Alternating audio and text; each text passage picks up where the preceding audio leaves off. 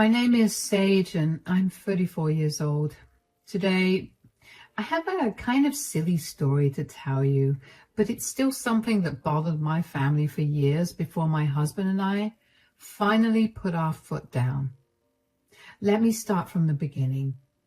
I met my husband Matt when we were in high school. We were good friends, but we never dated. After we graduated, we lost contact with each other because we traveled to different states for college. After graduating from college, Matt came back to our home city, and a year later I came back too. We happened to run into each other at a grocery store and went right back to hanging out like we did back in high school. We developed feelings for each other, and after dating for 3 years, we got married. Our relationship was perfect. Matt and I were always on the same wavelength, and there was almost nothing that we disagreed on. So when Matt asked me if I wanted to start a family only a few months after we got married, of course I agreed. We were both in stable jobs and were more than financially ready for a child. We began trying for a child, and after 6 months of trying, I became pregnant with my son, Corey. Corey has been the light of mine and Matt's life, and we've done everything we can to protect him and make sure that he's happy. You might be wondering what exactly we needed to protect him from. Well, allow me to answer that question. My mother-in-law, Wendy, is a bit of a nightmare. Back when we were in high school, I remember she would do anything she could to embarrass Matt. She would show up to pick him up in the most bizarre outfits, or she would blast the most embarrassing songs. She would send Matt the most inappropriate school lunches that initially had all of us in stitches, but as they got more frequent, they began to get horrifying. Anyway, I'd assumed that she left that back in the day, but apparently she loved to terrorize kids. Wendy and I had a cordial relationship. We didn't hate each other, but we also weren't each other's biggest fans. When I found out how much Matt was scared of her, constantly trying to joke around at his expense, my impression of her only went further down. I only kept the relationship cordial because she was still Matt's mother at the end of the day, and I did not want to disrespect her. Matt and I decided before Corey was even born that if Wendy did any of the things that she did to Matt, we'd cut contact with her. Well, Wendy began terrorizing Corey almost as soon as he could talk. She kept pushing him around, taunting him, and basically doing anything she could to get a rise out of him. Every time Matt and I tried to put our foot down with her, she'd burst into tears and tell us that she was sorry and that she would never do it again. She would beg us to not let her be apart from her only grandson, and she would tell Matt that he was the only family that she had left, essentially manipulating him into feeling sorry for her. Matt and I would cave in and forgive her for a few weeks, and she'd behave well, and then she'd start again. This went on for 3 years, which is something I deeply regret. And then one day, Wendy came over to spend time with us when she suggested that she'd take Corey to the park for a walk. I was hesitant about sending him with her because I made it a point to only let Corey be around her when Matt and I were present.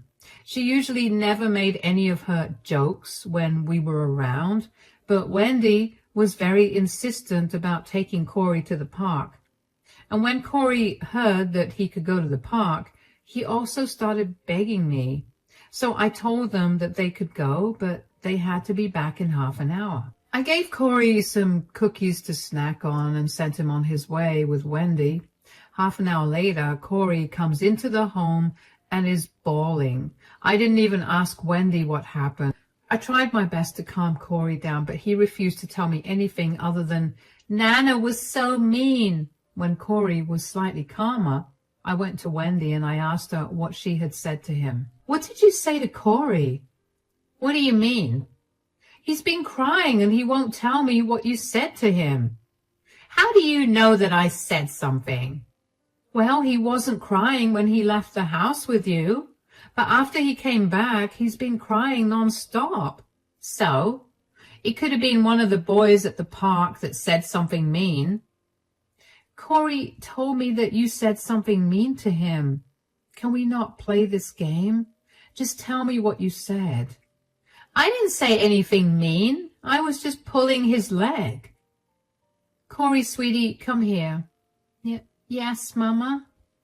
What did Nana tell you? Please tell me. I promise neither Nana nor I will yell at you, okay? Nana said that I was an ugly duckling and that I will remain ugly forever because I did not share my cookies with her. What? Wendy? Why would you say that? Are you seriously laughing right now? Corey, I promise you that what Nana said isn't true. I'll talk to you in 5 minutes. Until then, you can go play. Oh, come on, stop coddling him. It was just a bit of fun. Plus, it taught him the importance of sharing. Your fun hurt Corey. Nothing about that was funny. How could you say something so mean to him? You seriously don't think it's funny? There's nothing funny about destroying a child's self-esteem. You know what? I've had enough of your stupid jokes. There's no need to be so serious about it. It's all just fun and games. It's not fun and games for Corey. Every time I let you be around him without supervision, you find some way or another to make him cry. And then Matt and I have to spend hours consoling him and trying our best to make him forget about your mean words and actions. It's not my fault you guys are raising Corey to be weak and oversensitive. I'm just trying to toughen him up for the real world. You can do that through other ways as well. You don't have to bully him for him to learn about the real world. Bully? I'm not bullying him. I'm just joking around. Well, he does not like it, and neither does Matt or I. So from now onwards, I'm not letting you anywhere near my son. If you want to talk to him, you can call us and we'll let you speak to him. Are you cutting me off because of one joke? It was not a joke. You hurt Corey. Why aren't you the least bit apologetic? Because I know I did nothing wrong.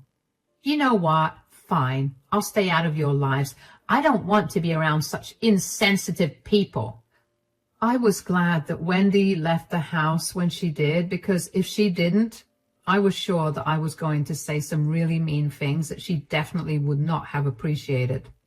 When Mark got back home from work that day, I told him what Wendy had said, and he was so angry that he texted Wendy to tell her that I was serious about her not coming back until we said so. Wendy realized she messed up again and tried her best to get us to give in and forgive her, but we simply couldn't bring ourselves to do that. Instead of responding to Wendy, Matt and I did what we always did when Wendy upset Corey. We spent the next few days doing everything he liked so that he would feel loved and happy. After a few months, Matt and I decided to forgive Wendy, but we would not allow her to be around Corey at all. It was something that Corey was happy about too. I kept my distance from Wendy, but I let Matt treat her however he wanted because she was his mother. And that's how it was over the next 2 years. We barely spoke to Wendy, but we did make sure to check in on her whenever it was too long since we spoke to her. We spent holidays and birthdays with my family, and we made sure to wish Wendy well during those times too. Wendy tried her best to get back in contact with us, but we shut it down fast. The thing is, she was never genuine about her apologies. She was frustrated that we weren't giving in again, so she'd switched from apologizing to mocking us. It was infuriating to have a conversation with her, so I just made Matt deal with that. She was a lot easier on him, and I guess that was why she believed that she and Matt had grown closer. She would always call Matt, and while he mostly ignored her calls, he still picked them up from time to time.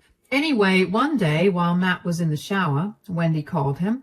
I ignored it, but she kept calling him. She never called more than twice in a row, so I figured something was wrong. I picked the phone up. Hello, Matt.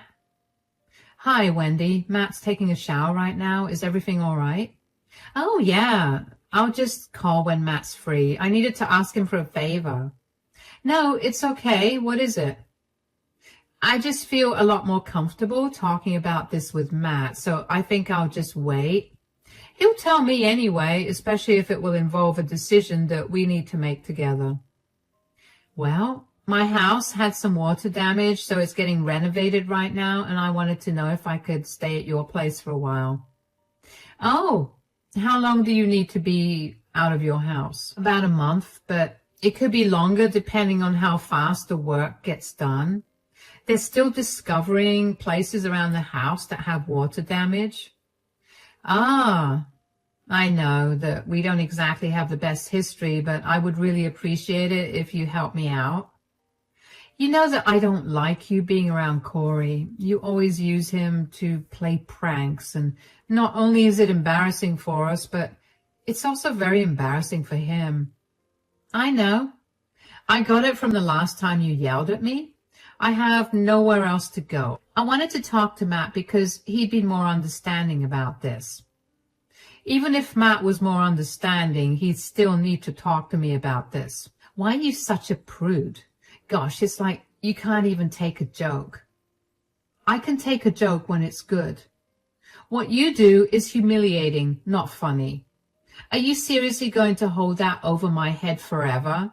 And are you not going to let me have proper shelter because of that? Why can't you stay at a motel instead? We can help you cover some of the expenses if you like. Why would I stay in a motel when my son lives in the same city as me and has a house with a spare bedroom in it? Can you just have Matt call me after he's done taking a shower? And talking to you about this was a mistake. What are you going to say to Matt that will change how I feel about you living with us? He's the man of the house. He'll definitely tell you to put your feelings aside so that he can help his mother. That's not happening, but I will talk to Matt about this, and I'll call you tomorrow and let you know what we've decided. I need to have your answer in 2 days. All right, I'll let you know. I'll be very honest with you. I did not want her in my home. I have been having a very good 2 years without seeing her too much, and her living in our house for probably more than a month felt like a repercussion for not seeing her often. But I talked to Matt about it anyway. Matt also suggested that she stay at a hotel initially, but when I explained that Wendy was against that idea, Matt was upset because of her entitlement. We discussed what to do for a while and eventually decided that we would let her stay with her. She was still a part of our family, and even though we did not enjoy her company at all, we didn't want to turn her away without giving her a chance. She had also been on her best behavior for the last 2 years, so we figured we'd give her a shot. We also had a conversation with Corey about whether he would be okay with his Nana living with us for a little while, and he said he was okay with it. We had a spare room that Wendy could occupy, but we would set some ground rules for her to follow. Matt and I knew that Wendy would hate the rules, but we knew that those rules needed to be there if we wanted some peace of mind in our own home. I called Wendy the next morning while I was at work to tell her what Matt and I had decided. Hi, Wendy. Oh, God, are you calling me to tell me that I'm not allowed to stay with you? You have to understand that I have nowhere else to go. Calm down. I talked to Matt about it, and even though neither of us is too keen about you staying here, we understand that you have nowhere else to stay, so we've decided that you can stay with us. Oh, thank God. But you have some serious rules that you need to follow. What? You have to pick up after yourself, do your own laundry, and make sure that your room is clean. And you are not allowed to pull any pranks on us, no matter how harmless. What is this, a jail cell? Why are you guys so adamant about me not being a good person? We're not saying you're a bad person, Wendy. You just can't seem to understand what's okay and what's not. It's not my fault that none of you seem to understand what's actually hilarious. Do you want to stay with us or not? Of course I do, but I don't want to have to follow so many rules. Then you can stay in a motel where you won't have to follow any rules at all. Fine, whatever. I'll obey your stupid rules. If you play a single prank on any of us, especially Corey, we will make you move out. Do you understand? Yeah, sure. Does Matt know that you've given me such strict rules? Of course he does. He agreed with whatever I just told you. You're the worst thing that's happened to this family. Matt used to love my jokes, but after he met you, he's changed. Matt never liked them from the start. He had no choice but to bear with it because you are his mother. Corey doesn't like it either, and I will do anything to make sure that he's not uncomfortable in his own home. If that means kicking you out, then I will do it. You're ruining his life by sucking out all the joy from it. You'll regret it someday in the future, believe me. Corey is a very happy kid, but I can assure you that he does not like your jokes. If you still have a problem with our rules, you can simply not stay with us. No, I want to stay with you. I was stating my opinions. Fine. We'll see you here tomorrow then. Of course, I wasn't expecting Wendy to listen to all the rules I set up, but I really only wanted her to listen to one rule, and that was about her pranks and jokes. Wendy came over the next day and was cold towards me, but I didn't care. I kept Corey away from her as much as I could, and whenever Corey had to be around Wendy, like during dinner or TV time, either Matt or I would be present. Wendy's stay at our place ended up extending past a month, and even though I wasn't happy about it, I didn't mind too much. Wendy wasn't a very bad guest. I mean, she wasn't very clean, and she definitely waited until the last minute to do a huge pile of laundry, but she also offered to cook meals for all of us, and she helped me do other chores around the house. So when she offered to start making Corey's lunches for school, I agreed. Of course, I made sure to stand and watch as she made Corey his lunches initially, but over almost 3 weeks with absolutely no incidents from her, I decided to just let her make Corey's lunches in peace. Everything was fine for a few days until one day while at work, I got a call from Corey's teacher, Miss Leslie. My heart dropped and my gut told me that Wendy definitely did something. Hello, Miss Leslie, is everything all right? Yes, I just wanted to ask you if everything is all right at home. Yes, it is. Why? Is something the matter with Corey? Well, since you say that everything's okay at home, I just wanted to ask you how you could send something so inappropriate in your son's lunchbox. What? What do you mean? During the break today, Corey approached me with a note that was in his lunchbox and asked me to read it out to him because he didn't know what it said. I was shocked when I read what the note said. It was full of explicit words that basically made fun of me. I did not appreciate that. I will have to take this matter up with the principal and probably the school board. Oh my God, I'm so sorry that happened. I can assure you that neither I nor my husband did that. My mother-in-law is staying with us at the moment, and she's the one who packed Corey's lunch today. She loves to play pranks, and this was her doing. I'm so sorry that you had to read that note, and even more sorry for what my mother-in-law did. I see. It's okay, but you have to make sure that Corey doesn't come to school with these letters again. If Corey and his classmates could read, this would have been an even bigger issue. Yes, I understand that. I'll make sure it doesn't happen again. Is there any way for you to not report this incident? I had explicitly told my mother-in-law that she wasn't allowed to play her pranks on Corey, and she told me that she wouldn't. But she did it anyway. If I had known that she would do it, I wouldn't have let her pack Corey's lunch or let him take what he took today. I understand that family dynamics can be very difficult. And while I understand that this was not something that you or your husband did, I will still have to report you for it. You will need to come to the school today and talk to the principal about this too. All right. Will this affect Corey's admission in any way? Since you've said that neither you nor your husband did this, I highly doubt that it will affect Corey's admission, but there will be a little more attention given to him because we cannot have this happening again.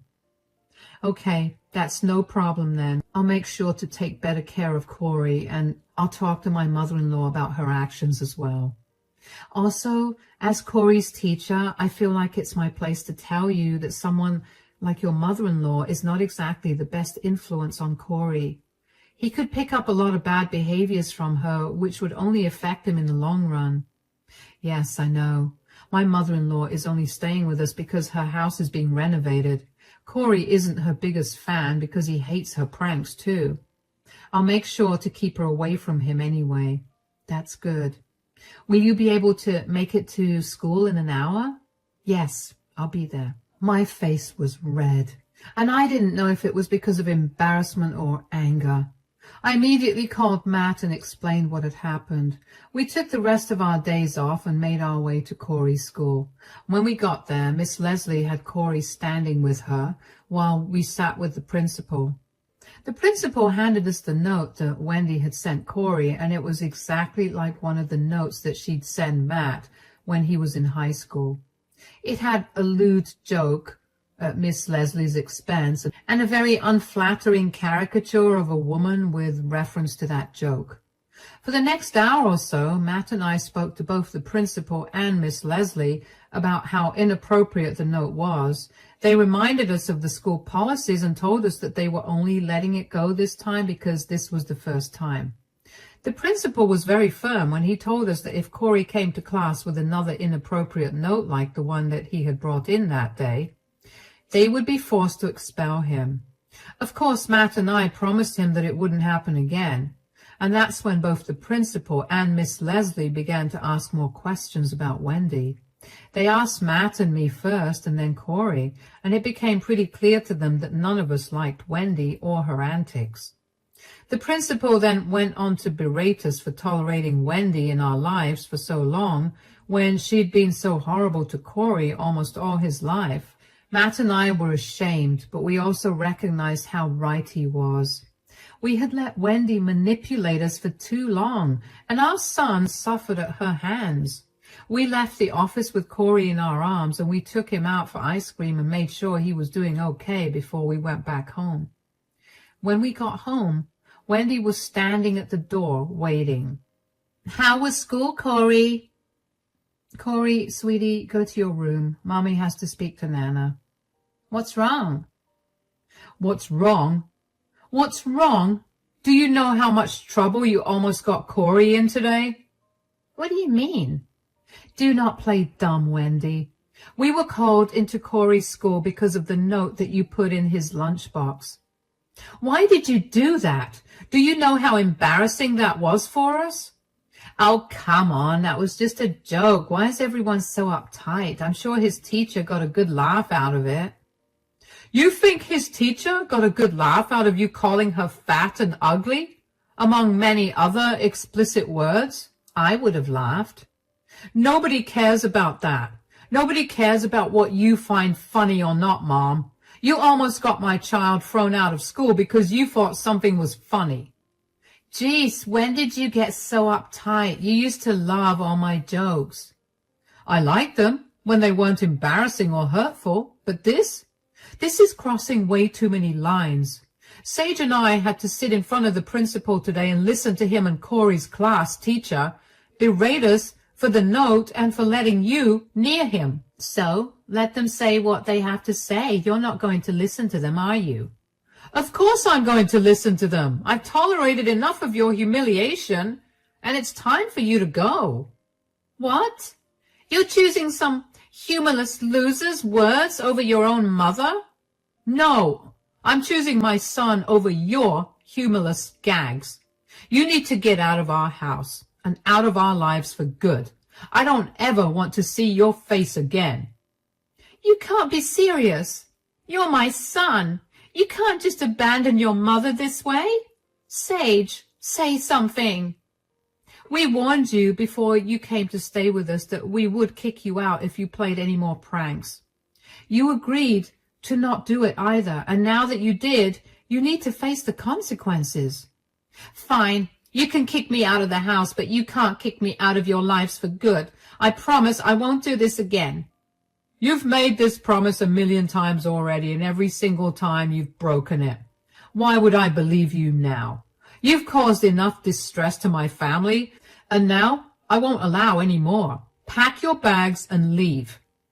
Son, please, you can't keep me away from my grandson and you. I love you so much. I'm your mother. You should have acted like my mother instead of some monster who loved to humiliate her grandson as a joke. Get your act together and leave us alone. Matt left us standing there and locked himself up in the bedroom. Wendy was a crying mess, and she kept asking me to get Matt to change his mind, but I was firm with my decision to not help her out. I was a little sad for her, but my anger towards her far outweighed any sympathy I felt towards her. We had given her so many warnings about her behavior and her jokes, but she never listened to them. I don't know why she was so upset when she should have seen this coming. I know that she thought Matt looked up to her as a role model, but that stopped being the case when Matt was 16. I helped Wendy pack her things up after that. She kept taking breaks to cry, but I kept going. I was not going to coddle her or try to make her feel better. She deserved to feel a little remorse. I hoped that would at least knock her down a peg. I hoped she used this as a lesson to be more considerate of other people's feelings. I thought about this while I was packing Wendy's things up, but those thoughts were swiftly gone when, right before she left, Wendy looked at me with spite and told me that she was going to fight to get her grandparents' rights over Corey because she was going to be in our lives whether we liked it or not. She was never going to change. The next few weeks was spent hiring a lawyer to fight against Wendy because she really did try to fight for her right to visit Corey. However, Corey explicitly stated that he did not like Nana and did not want to be around her. Along with that, I got reports from Corey's school about Wendy's inappropriate gag. That was enough for Wendy's request for visitation to get denied. Wendy was fuming at that. She kept trying to contact us to tell us that she was never leaving our lives.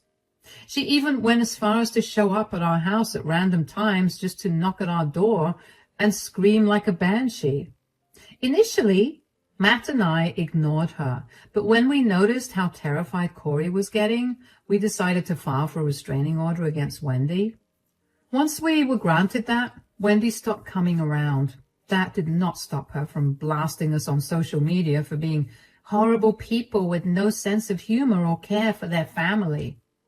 Matt and I decided to block her and move on with our lives. Knowing that Wendy isn't going to be a part of our lives for a very long time is a very comforting thought. I feel a lot more at peace, and Corey is even happier. He no longer has nightmares or worries about every little thing. I don't know what's been happening with Wendy, and I don't care to know either. We're back to being the perfect, happy family, and there's nothing better than that.